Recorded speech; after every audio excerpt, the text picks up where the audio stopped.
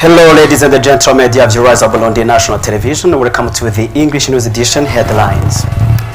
On this Wednesday, the National Independent Electoral Commission, Senini French acronym, released the provisional results of the parliamentary election held on June 5th. According to the announcement, the CNDD-FDD party is with 96.51% of the vote. And the University of Burundi, in collaboration with the organization Zirikana IB 95, commemorate on this Wednesday the 30th anniversary of the massacre of Hutu students at the University of Burundi. The ceremony took place at the Mutanga campus, and during discussions, participants highlighted the crucial role of leadership in preventing such atrocity and urged youth to remain vigilant against manipulative politicians. Welcome, dear viewers, to details now. This evening, the President Evariste Ndayishimiye returned to Burundi after attending the third United Nations Ocean Conference held in Nice, France. Serving as the first Vice Chairman of the African Union, President Evariste Ndayishimiye represented the African continent on the behalf of Angolan President, the current Chairperson of the African Union. Presidential spokesperson Josine Grene Gatoni reported that the President Evariste Ndayishimiye's participation underscored Africa's commitment to ocean conservation and highlighted the continent's proactive role in global environmental initiatives. We'll return to that report in our upcoming news edition. And the National Assembly now this Wednesday convened to analyze and adopt the draft calendar of activities for the ordinary session of April 2025, covering the period from June 10th to 23rd, 2025. Fabien Yunisgie has the details. This schedule has been analyzed and adopted by the National Assembly during this period from June 10 to 23, 2025. Plenary and the committee activities are planned. Various members of the government will be invited to answer oral questions from members of the parliament. The Minister of Justice will speak on the final audit report on the management of the General Directorate of Prison Affairs and in the case of the Bururi and the Gitega prisons. The Minister of Education will speak on the final audit report on the management of the Educational Production Department and on the functioning of the Rundi Academy. The other ministers who will be invited to the Kigobe Himas Call are the Minister of Agriculture and the Minister of Trade, and will speak on the state of implementation of the recommendations made by the National Assembly on the management of the maize harvest by the National Agency for the Management of the Food Security Stocks, ANAGESA. Finally, the Minister of Public Health will answer questions on the final audit reports on the management of certain hospitals in the country. As you are informed, top stories on this Wednesday, the National Independent Electoral Commission, Senini French acronym, released the provisional results of the parliamentary elections held on June 5th. According to the announcement, the CNDD-FDD party is with 96.51% of the vote. EDC Olor Kamkama has more. It is the CNDD-FDD party that came at the top list of the legislative ballot that took place on 5th June 2025. It got 96.51% in all 5 provinces.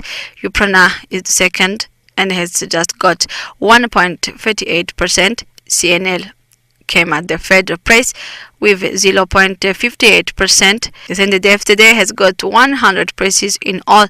In Buhumuza, it got 16 MPs. In Bujumbura, 23 MPs, Gitega 27 MPs, Burunga 17 MPs, and in Butanyerera 23 MPs.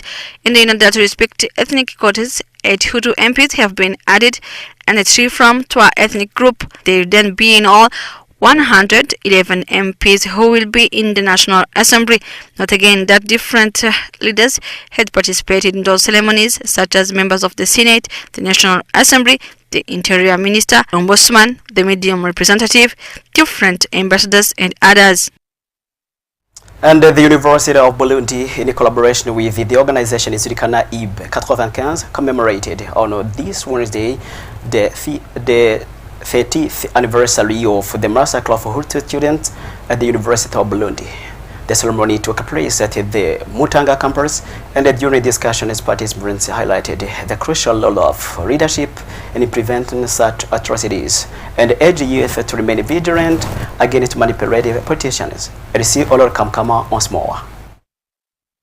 It was exactly on 10th and 11th of June 1995 when Hutu students at Burundi University were killed by their comrade Tutsis. The 30th anniversary ceremonies of that murder have been organized under the theme Remember the Past so to prepare a good future.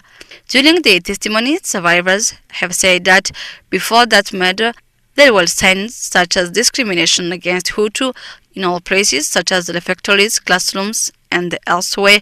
The General Secretary of the Truth and Reconciliation Committee, Deya Pascal Zigamasabo, in her speech, has said that that murder was due to the destruction of the university officials and that of the youth who followed the politicians' misleading ideas.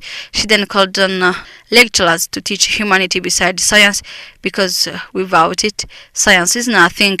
That anniversary celebration isn't a grudge but an honor to the killed. The university chancellor has assured the students and their parents of a good cohabitation. He then called on students to avoid politicians' misleading ideas, and it was the same point of view of the student representative. The education minister assistant, who enhanced with his presence those ceremonies, has said that Burundi government is doing whatever possible so that any student may study without any kind of discrimination. Note that a mass has also been celebrated, so to pray for the student killed. In his homily, the priest has asked the youth and Burundians in general to avoid killing their brothers, and to finish, loaves of flowers were laid to the grave of those students killed in 1995. To strengthen the ties of friendship and cooperation between Tanzania and Burundi, the Tanzania Embassy in Burundi announced that a group of Burundians artists will travel to Tanzania this Friday.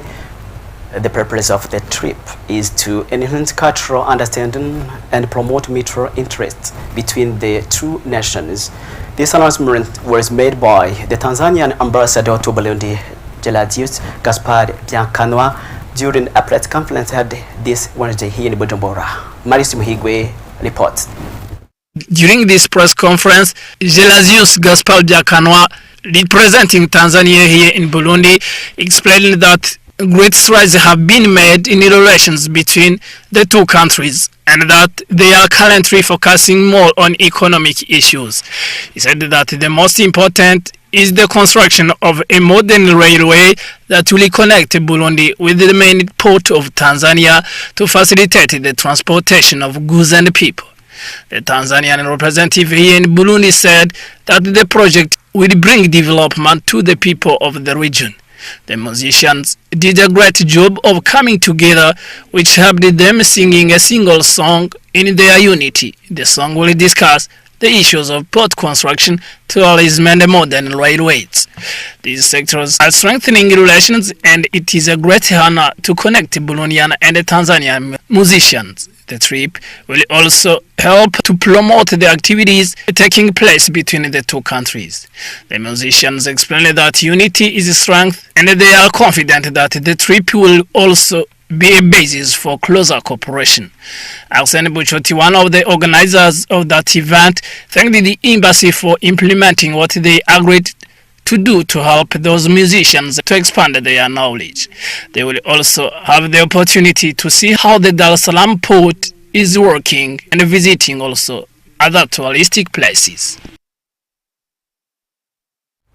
Let's end this news on page health. Heart diseases isn't just another concern.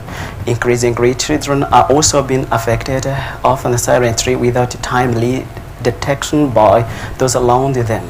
In this edition of our health column, we take you to Kamenge Military Hospital, where Dr. Mark Nimburanila, the Director General of that hospital, highlights the most common heart conditions found in the children and ages heightened vigilance. Emma Gloria Ishimwe was there.